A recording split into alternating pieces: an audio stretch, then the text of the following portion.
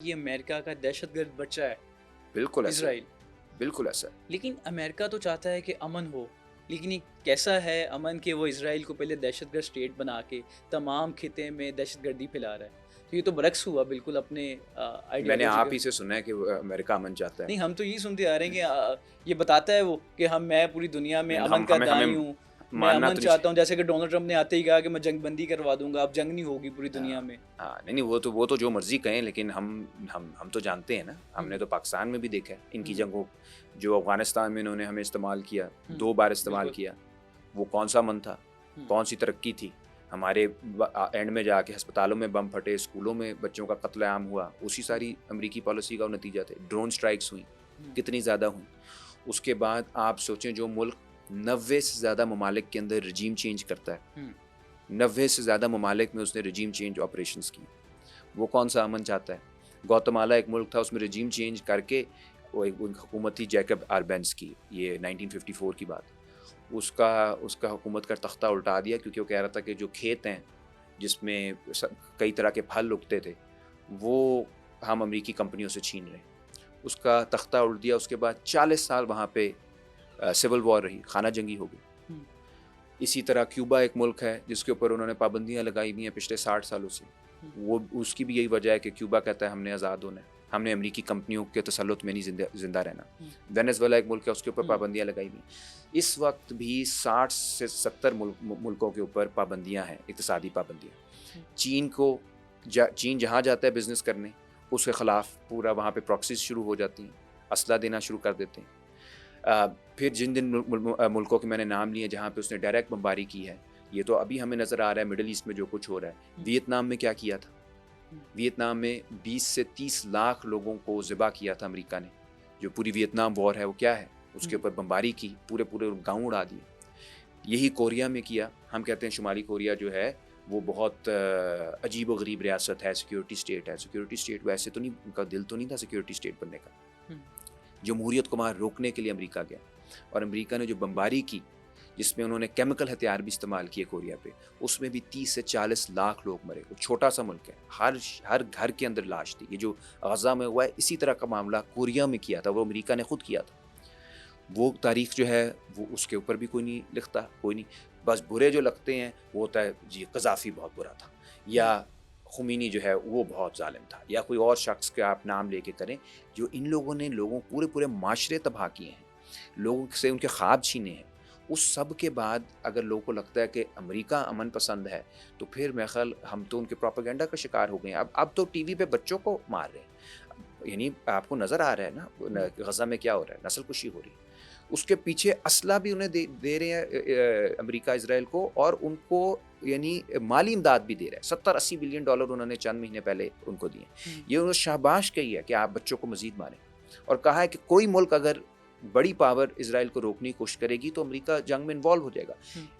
Israel is an extension of America, it's an extension of American power in that region, اور اس بنیادی بات کو سمجھے بغیر ہم کوئی اپنا انالیسس نہیں کر سکتے۔ اس لیے میں پھر سے کہوں گا کہ یہ معاملہ اچھی حکومت بری حکومت کا بھی نہیں ہے، اچھی ریاست بری ریاست کا بھی نہیں ہے، مذہبی ریاست یا سیکولر ریاست کا بھی نہیں ہے، شیعہ سنی کا بھی نہیں ہے، کرسچن، یہ معاملات نہیں ہیں۔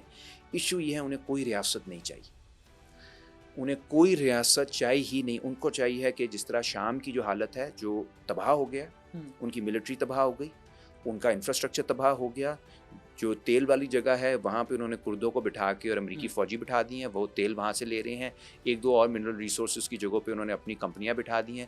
کمپنیوں کا راج ہوگا جس کے پیچھے امریکن اور اسرائیلی فوج ہوں گے۔ یہ افریقہ میں بھی کئی ملکوں میں انہوں نے کیا، یہ مڈل ایسٹ میں بھی کر رہے ہیں، اور یہ پہلے ایک زمانے میں لاطینی امریکہ میں بھی ہوتا تھا۔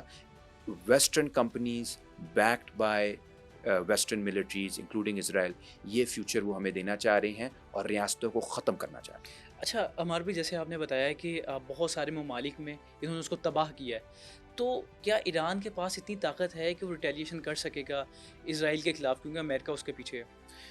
دیکھیں، ایک حد سے زیادہ تو ظاہر نہیں کر سکے گا، لیکن آپ یہ دیکھیں کہ ایک ملک جس کے اوپر 40-45 سال سے پابندیاں ہیں، اس نے سائنس کہتے تھے یہ مولوی ہیں، یہ سائنس سے ان کا کوئی لینا دینا نہیں، انہوں نے جو بہترین ٹیکنالوجی تھی اسرائیل کی، جس کو آئرن ڈوم کہتے ہیں، جو کہ میزائلز کو روک لیتا ہے، اس کو چکما دیا ہے اور اس کو ایکچولی چیرتے ہوئے گئے ہیں میزائل ایرانی.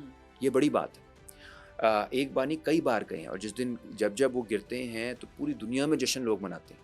پوری دنیا میں جتنی نفرت اسرائیل کے خلاف ہے اس وقت دنیا میں کسی اور ملک کے خلاف نہیں. ظاہر ہے بچوں سے تو ہر کوئی پیار کرتا ہے, بچوں کو لوگ مرتا دیکھ رہے ہیں اور یہ ماری جا رہی ہیں. سو ایران کے پاس وہ ٹیکنالوجی ہے کہ وہ لڑ سکے, لیکن ظاہر امریکہ کے مقابلے پہ تو نہیں کر سکتا. اگر امریکہ اسی طرح اسرائیل کو سپورٹ کرتا رہا تو ایک پوائنٹ پہ جا کے ایران ایگزاسٹ ہو جائے گا. لیکن جو رجیم چینج کا ان کا ارادہ تھا وہ فیل ہو گیا.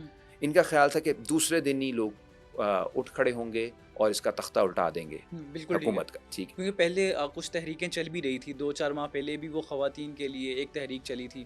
بالکل, یعنی کہ یہ ان کا بالکل غلط ثابت ہوئے ہیں. یہ تحریکیں دیکھیں نا, جیسے مثال کے پاکستان میں چل رہی تھی, مودی نے حملہ کیا, جب حملہ کیا ان کی بھی سوچ یہی تھی کہ کیونکہ پاکستانی اس وقت حکومت کے خلاف ہے زیادہ تر, تو یہ 4 ٹکڑوں میں ہم کر دیں گے. آپ کو یاد ہے ساری بات. ہم میں سے کوئی ایک بندہ تھا جو مودی کے ساتھ کھڑا ہو. کوئی کھڑا ہو سکتا ہے کہ آپ کے ملک کے اوپر حملہ ہو رہا ہو اور ایک بیرونی طاقت کر رہی ہو اور بمباری کر رہی ہو, اور اگر اس کی بمباری ہمیں نظر آ رہی ہے, ہمیں غزہ نظر آ رہا ہے, ہمیں شام نظر آ رہا ہے, ہمیں عراق نظر آ رہا ہے, تو ہم کہیں گے نہیں جی ہم نیوٹرل ہیں. نہیں, ہم نیوٹرل نہیں ہیں. جب ملک کی بات آتی ہے تو لوگ جمع ہو جاتے ہیں, ساتھ کھڑے ہو جاتے ہیں. تو جو اس وقت اگر آپ ایرانی عورتوں کا انٹرویوز چل رہے ہیں ٹویٹر پہ, ان کی ویڈیوز جو مزاحمت میں تھیں, جو اپوزیشن میں تھیں, جو مخالفت میں ہیں اس حکومت کے, جو کہہ رہی ہیں کہ یہ اب ایران کا سوال ہے اور ایران کے سوال کے اوپر ہم سب ایک ہیں, اور ہم کبھی بھی اسرائیل کے طیاروں پر بیٹھ کے ایران کی آزادی کی بات نہیں کریں گے. وہ ایران کی غلامی ہوگی, وہ کلونیلزم ہوگا. اور ایران کی جو تہذیب ہے اتنی پرانی ہے, اسرائیل تو اور امریکہ دونوں مصنوعی ریاستیں ہیں. یہ تو اسرائیل تو 70-80 سال پرانی تہذیب ہے, اور امریکہ جو ہے وہ 300 سال 400 سال پرانا ان کا سلسلہ ہے.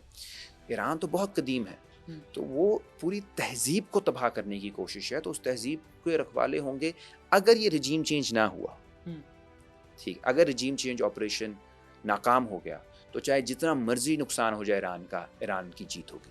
یہ ایران کی جیت ہوگی, بہت بڑا سیٹ بیک ہوگا اسرائیل کے لیے, کیونکہ اس کے بعد پھر ایران اپنی جو کیپیسٹی ہے وہ بڑھائے گا اور پوری دنیا کو ایک حوصلہ ملے گا کہ آپ لڑ سکتے ہو, آپ مزاحمت کر سکتے ہو, اور مزاحمت کے اندر ہی آپ کا حل ہے. جب ایک ایسا ملک, جس طرح آپ نے کہا کہ ایک پالتو کتا انہوں نے ادھر رکھا ہوا ہے, ایک دہشت گرد پالا ہوا ہے ایک علاقے میں, اگر وہ آپ پہ حملہ کر رہا ہو تو آپ اپنا دفاع نہیں کرو گے اور اپنے دفاع کو مضبوط نہیں کرو گے, تو پھر جب آپ کھنڈرات میں آپ کے ملک کو بدل دیا جائے گا, اس وقت پھر نہ شریعت کوئی رہتی ہے, نہ کوئی لبرلزم, نہ سیکولرزم, نہ شیعہ, نہ سنی, نہ کرسچن, نہ سوشلزم, کچھ بھی نہیں رہتا. جب روٹی کا مسئلہ ہے, جب سب کچھ ہی ختم ہو گیا ہے, تو وہ ہوگا جو غزہ میں ہو رہا ہے, امدادی